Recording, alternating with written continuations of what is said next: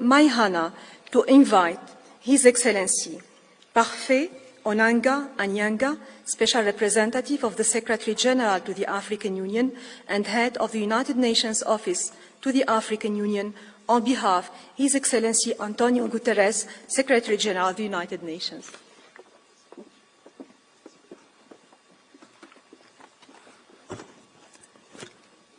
Your Excellency João Manuel Gonçalves Lourenço, President of the Republic of Angola and Chairperson of the African Union, Your Excellency Dr. Terence Trio, Prime Minister of St. Kitts and Nevis and Chair of the Caribbean Community, Your Excellency Abiy Ahmed Ali, Prime Minister of the Federal Democratic Republic of Ethiopia, our generous host, Your Excellencies, the heads of state and government, Your Excellency Mahmoud Ali Yusuf, Chairperson of the African Union, Your Excellency Carla Barnett, Secretary General of the Caribbean Community, Your Excellency Selma Malika Haddadi, Deputy Chairperson of the African Union, Your Excellencies, the heads of delegations of African countries and Caribbean countries, Excellencies, ladies and gentlemen, I am deeply honored to convey warm greetings and best wishes from the Secretary General of the United Nations, your friend, Antonio Guterres, who regrets not being able to join you here today in beautiful Addis Ababa at his second Africa CARICOM Summit.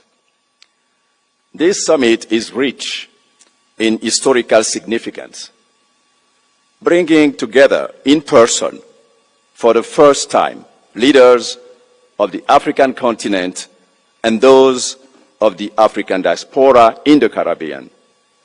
It is a unique opportunity to strengthen long-standing ancestral and cultural ties while exploring new areas of collaboration, including trade, investment, tourism, science, and technology. Your joint summit also illustrates the importance that the African Union and CARICOM attach to multilateralism.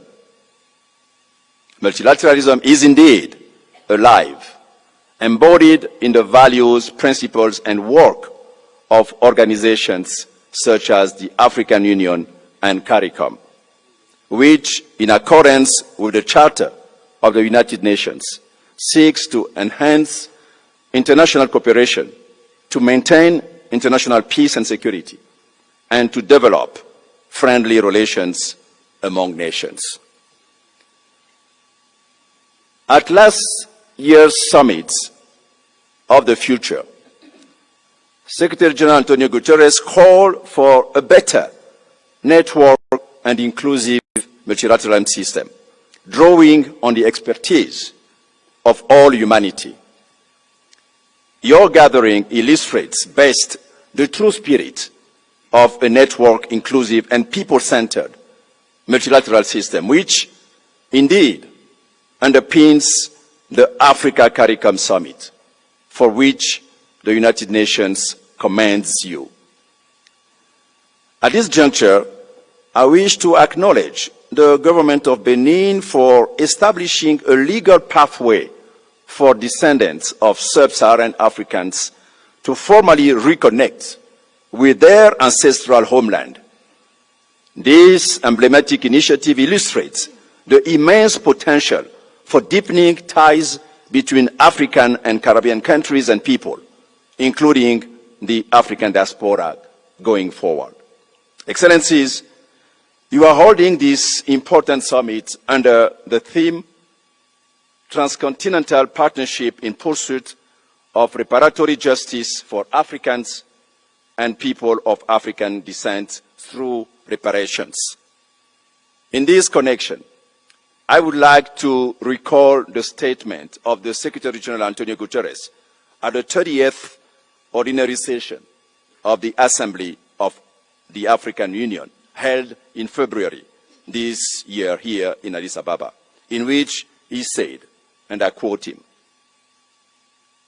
"The world must never forget that Africa," and to this I would like to add the Caribbean, "is the victim of two colossal compounded injustices. Firstly, the slave trade. The roots stretch back centuries, and the bitter fruit continues to affect Africans and people of African descent to this day. Decolonization alone in itself was not a panacea. Political independence did not free countries from structures based on exploitation and decades of economic, social, and institutional underinvestment. It is high time for reparatory justice frameworks to be put in place. Secondly, Africa and the Caribbean were under colonial domination when today's multilateral system was created, and that injustice endures." End of quote. Through your collective advocacy, this historical injustice is now widely acknowledged. The United Nations welcomes the growing consensus towards reforming global institutions such as the United Nations Security Council and the Bretton Woods institutions. The Secretary General has been and continues to be particularly vocal in this regard.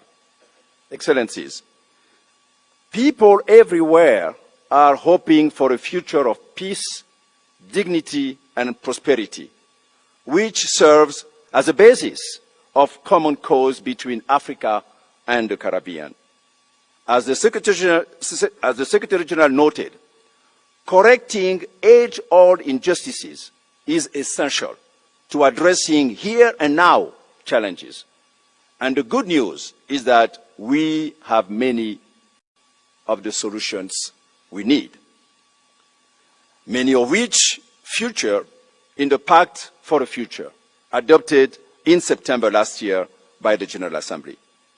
It will be a future that prioritizes dialogue and negotiation, ending the wars that are tearing our world apart, including by leveraging for the whole of humanity the immense potential presented by modern technologies such as artificial intelligence.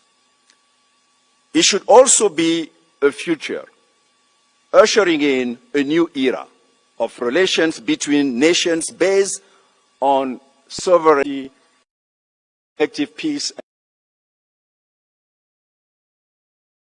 in larger freedom. Excellencies, allow me, on behalf of the Secretary General Antonio Guterres, to wish you productive deliberations. And I thank you for your kind attention.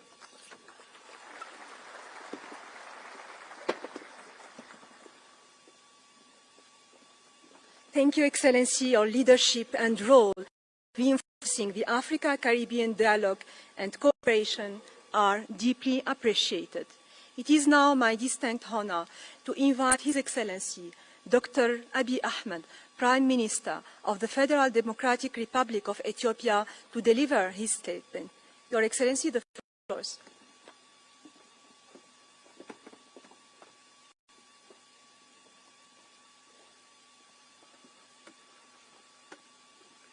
Your Excellency, John Lorenzo, President of the Republic of Angola and the current Chairperson of the African Union,